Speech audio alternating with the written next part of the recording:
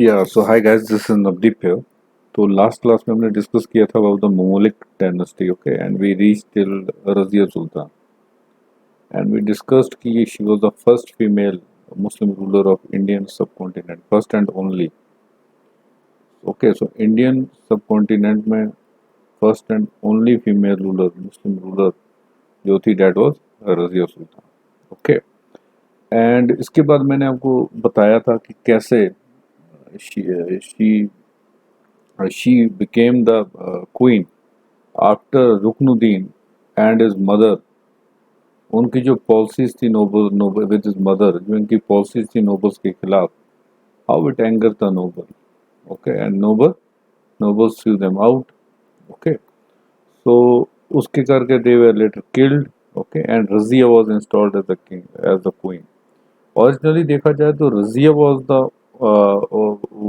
Was the successor, जो इल्तुतमिश ने बोला हुआ था, अकॉर्डिंग टू इल्तुतमिश। तो Razia was the successor.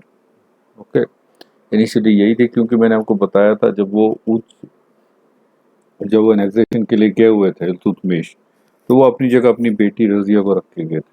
Okay, and she prove to be a very efficient administrator. Okay, अब जब रुकनुद्दीन, अर्लियर जो नोबल्स थे, वो नहीं चाहते थे कि एक वुमेन जो है वो क्वीन बने। ओके, दे डिडंट वांट, क्योंकि मैंने आपको बता दिया था, क्योंकि इल्तुतमिश जो था, he was brought to power by the 40 nobles, group of 40 nobles. Okay, and वही एक किंग मेकर थे।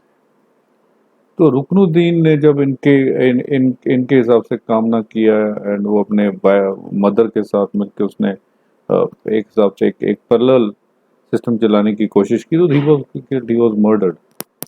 Okay, so we now have the 40 nobles, वो चुनते हैं, and Razia was made the queen. Okay, actually there's one more thing that we need to have here कि रजिया जो थी, she was not married। जब ये क्वीन बनी, she was not married, लेकिन आफ्टरवर्ड्स हम लोग ये देखते हैं कि she had an affair with Altunia. Okay, a slave था इनका, Altunia. Okay, she was in affair with Altunia. Okay, and she married him later, but he was just a slave. अब नोबल्स को ये बात चुभ रही थी कि how can a queen marry a slave. Okay, तो ये चीज़ यहाँ से स्टार्ट होती है। तो ये एक बड़ा जो एक टर्निंग पॉइंट बनता है, जिसके करके इसको बाद में हत्या हो जाती है इसकी। लेकिन इसने शुरू से ही जो नोबल्स को कहीं ना कहीं एक हिसाब से चैलेंज करके रखा हुआ था। ओके, जैसे मैंने आपसे कहा कि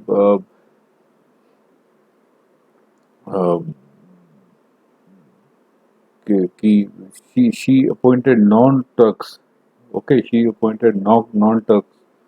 ओके, तो क्योंकि जो नोबल्स थे, जो 40 नोबल्स थे, okay, they were all Turks, they were all Turks, they were all Turks.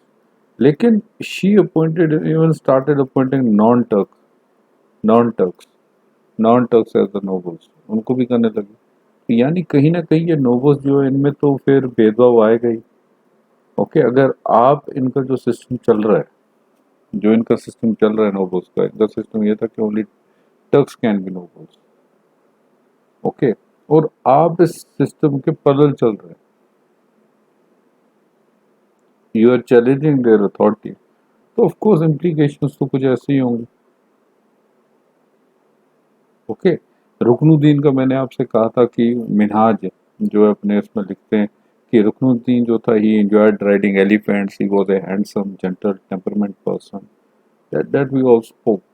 But Razia की मेन बात ये थी कि इसने शुरू से ही जो है नोबल्स के साथ जो है पैरेलल लेना शुरू कर दिया था, लाइक रुकनुद्दीन। अब रुकनुद्दीन का एकदम एग्जीक्यूशन होने का मेन कारण ये था कि उसने भी कुछ एग्जीक्यूशंस की थी। He too ordered killing of some nobles, but Razia ने किलिंग्स वगैरह नहीं की थी। रजिया मोर ऑफ ये पैरेलल सिस्टम चला रही थी। उसने एक हिसाब से जो जो चलती आ रही थी हायरार्की, वो हायरार्की को तोड़ा था इसने। जैसे मैंने आपसे कहा था, जो ये 40 नोबल्स होते थे, they all belong to the Turkish और, लेकिन she introduce the non Turks. Okay, so okay, so okay, yes, तो यहाँ पे she stayed queen for 4 years only. Okay, but she was married to Altunia, a slave. Okay, basically a rebel slave था. इनका अपना slave नहीं था, he was a rebel slave. यानी दुश्मन का दुश्मन स्लेव था. He belonged to the opposite party. Okay, okay. तो इसीलिए इनको इन्हीं का रजिया का जो हाफ ब्रदर था, जो इनका सुतेला भाई था, उनका नाम था मजुद्दीन बहरम, वो इनको मार देते हैं.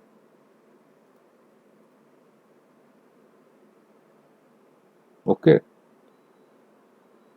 क्लियर. सो इसकी डेथ के बाद जब ये किंग क्वीन बनती है, तो जैसे मैंने कहा था, नोबल्स कुछ लाइक कर रहे थे, कुछ डिसलाइक करते थे.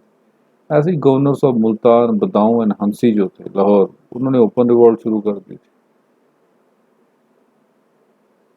ओके, एक इम्पोर्टेंट वजीर जो थे, जो मोहम्मद जुनैदी थे, जो बाद में इनके असैसिनेशन में भी जिनका नाम आता है, इन्होंने ओपनली इसको रिफ्यूज कर दिया. बठिंडा में एक रेबेलियन स्टार्ट हो गई. बठिंडा के जो गवर्नर थे वो दलतूनिया, उसने कहा कि मैं रजिया की स्क्रूटिनी एक्सेप्ट नहीं करूंगा.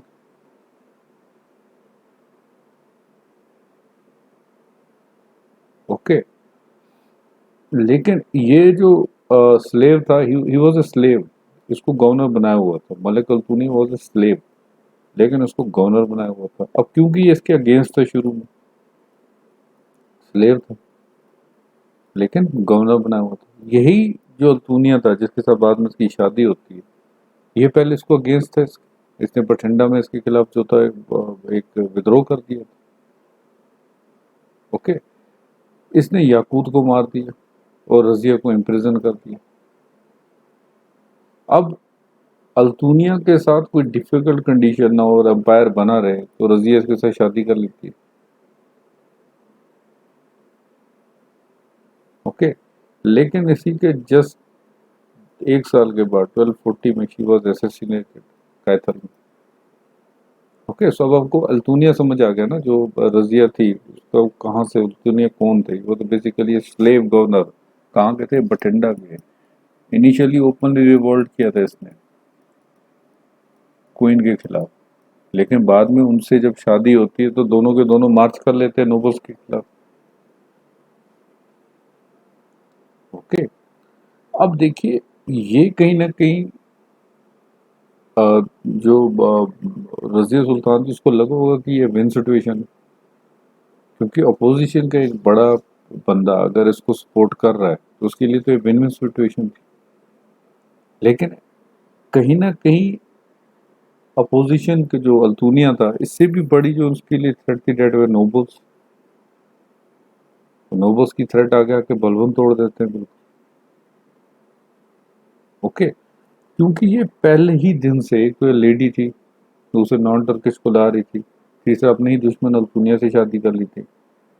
ओके, तो कहीं ना कहीं एक ही चीजें ऐसी हो रही थी कि she was going parallel to the noble. ठीक है. अब जैसे ही रजिया पहुंची, रजिया अरेस्ट होती है दिल्ली में. रेबल नोबल्स जो थे वो मजूदीन को, बहरम को, इल्तुतमिश के बेटे को थोन पे बिठा देते.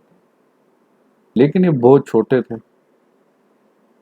ओके, तो इनके लिए एक पोस्ट बनाई जाती है, इनकी हेल्प के लिए एक पोस्ट बनाई जाती है, नायब ममलकत.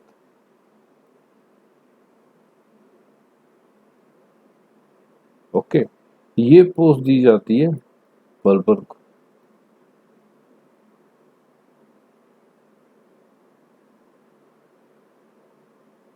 ये बाद में जाके किसे दी जाती है, बलबन को. सॉरी, लेकिन एक चीज यहाँ पे याद रखिएगा कि पहले ये पोस्ट जो है नायब ममलकत, ये दी जाती है एथिजन को. लेकिन जो है भरम थे, भरम इसको मरवा देते हैं 1-2 महीने के अंदर अंदर ही, इसको जो मरवा देते. ओके, इतने दिन में लेकिन रजिया जो थी वो मार्च कर रही थी. ओके, वो मार्च कर रही थी.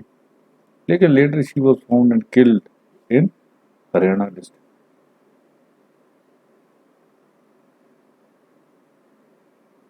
ओके, तो ये रजिया का एंड था। अब रजिया को सक्सीड करते हैं बैरम, मुइजुद्दीन बैरम। इन्हीं के अंतर्गाल में क्या हो गया, वेडी खान जो था मंगोल अंपायर का, ये दायर को कमांडर बना के जाता है गजनी का, और मंगेतू को कमांडर बना के जाता है कुंजूर का। ये दोनों की दोनों वेस्टर्न एशिया की जगह है। ओके, और 1241 यानी एक साल बैरम जब बैठा ही था एज ए किंग, यहाँ पे अटैक हो जाता है मंगोल्स का। कहाँ की ओर? इंडस वैली सिविलाइजेशन को क्रॉस कर देते हैं।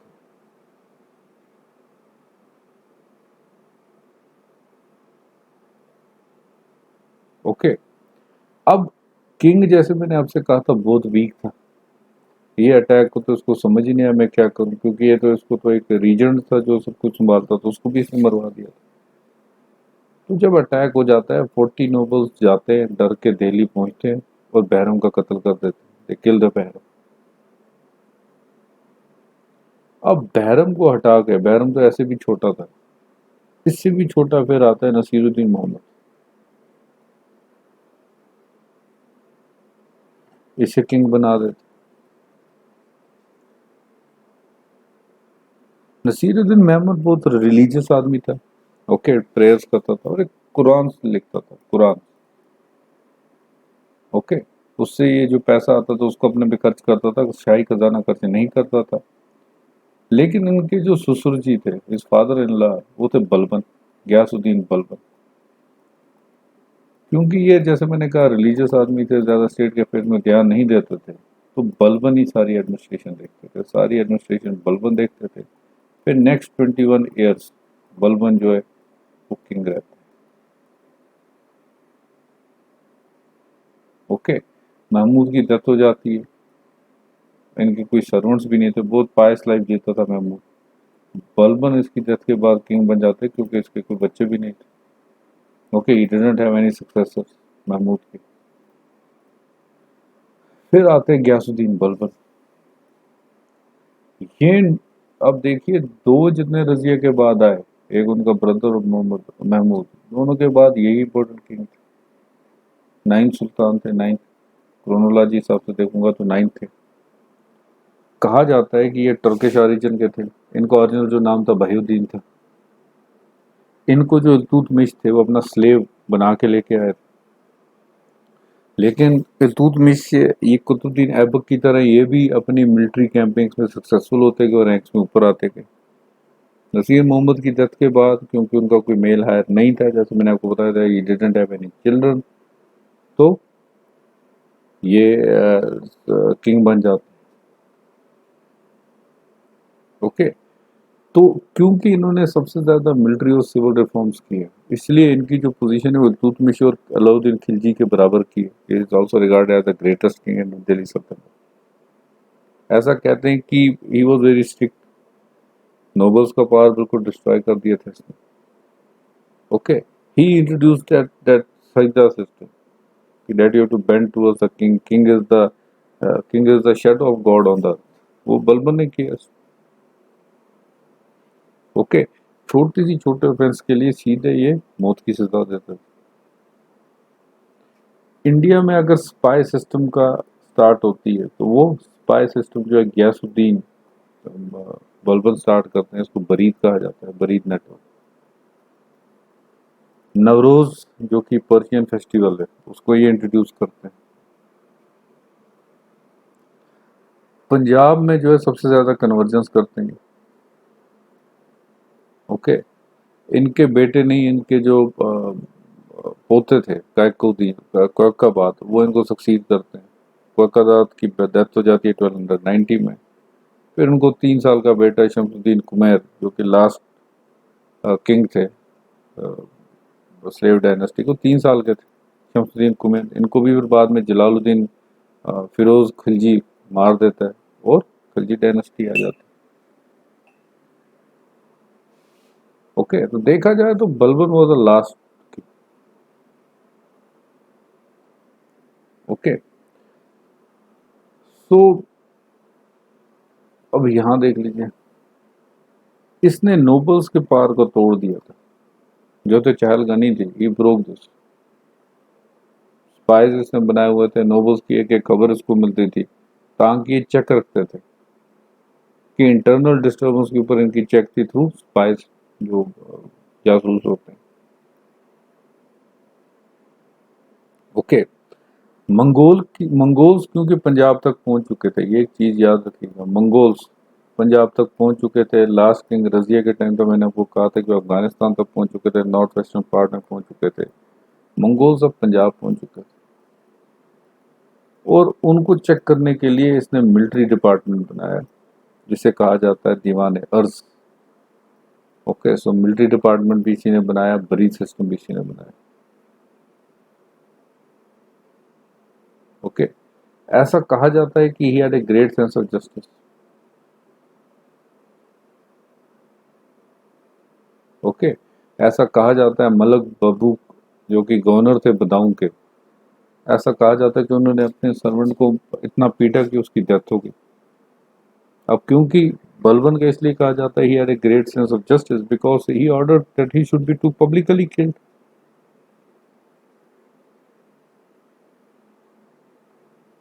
ओके, सो पब्लिकली, सॉरी, कोड़े में मारे उसको। Same happened with Haibat Khan, मारा नहीं उसको, कोड़े दिए मलिक बब्बू को। Same happened with Haibat Khan, उसको भी सेम कोड़े लगे उसको भी। ओके, सो कहीं ना कहीं जस्टिस का जो सेंस था वो भी था इनमें, मिलिट्री लीडरशिप भी थी। मिलिट्री तो इन्होंने दीवाने अर्ज बना ही दिया था डिपार्टमेंट, बरीद सिस्टम भी इनका था। इनका ये कहना था कि divine rights of king, that means the king is shadow of God on earth.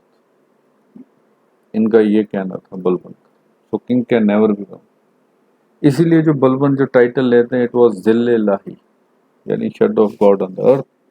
सईदा और पाइबोस, सईदा मीन्स बेंड होना, राजा अगर बैठा है तो राजे के सामने आपने पहले बेंड होना है। एंड देन पाइबोस, यानी उसके पाँव को चूमना है। ये इसने इंट्रोड्यूस किया कोर्ट में, यही होगा। ओके, इससे क्या हुआ, कहीं ना कहीं नोबल्स जो थे वो चेक में रहते थे, क्योंकि बरीज सिस्टम था ही उनकी एक एक हरकत पता करने के लिए। लेकिन ये पाइबोस और सईदा से किंग को सुप्रीम फील होता था, and that was the key, king supreme, king is the shadow of God of the earth. Okay, फिर इनके जो बेटे थे, जैसे मैंने आपसे बताया था, इनके पोते थे पहले, फिर उनके बेटे थे, दे वर ऑल मर्डर्ड। ओके, अब इनके टाइम पे होता क्या है, इनके टाइम पे आती है जरीब। जरीब एक सिस्टम था लैंड असेसमेंट का, जो मुर्शिद कुली खान ने लाया था। स्टेट रेवेन्यू किंग को पेड होते थे, फिक्स थे ऑन पर बीघा। ओके, 1/4 ऑफ द प्रोड्यूस इनके टाइम। ओके, तो आपने आपने सिविल रिफॉर्म्स भी देख लिए, एडमिनिस्ट्रेटिव तो देख ही लिए थे, जस्टिस था इनके पास, मिलिट्री भी आपने देख लिया, दीवाने अर्ज बरीद। रेवेन्यू के हिसाब से 1/4 फिक्स था, 1/4 produce. Okay, Ghiyasuddin made several conquest, some of them as wazir, जब वे वजीर थे तभी इन्होंने किया था। इन्होंने बंगाल को भी रिकंक्वर किया था, वहां से मंगोल थ्रेड भी कैप्चर करके रखी थी। Okay, so I can even से कि इल्तुतमिश और अलाउद्दीन खिलजी के बीच में, I think Balban was the one of the greatest Kings that the Delhi सल्तनत एवर हैड। ओके, जियाउद्दीन बरानी लिखते हैं कि जो बलबन का रेन था, it was the fear of the governing power which was the basis of good government. यानी लोगों में डर था, और डर के करके they was a good government, officers में डर था। एंड जैसा मैंने कहा, he maintained that the king is the shade of God on the earth, यानी रिगरस डिसिप्लिन। ओके, नोबल्स इनके टाइम पे भी टर्किश ओरिजिन के थे, लेकिन जो आर्मी थी वो सब ऑल कास्ट की थी। Okay, even it is said कि इनकी एक आर्मी में कमांडोज भी होते।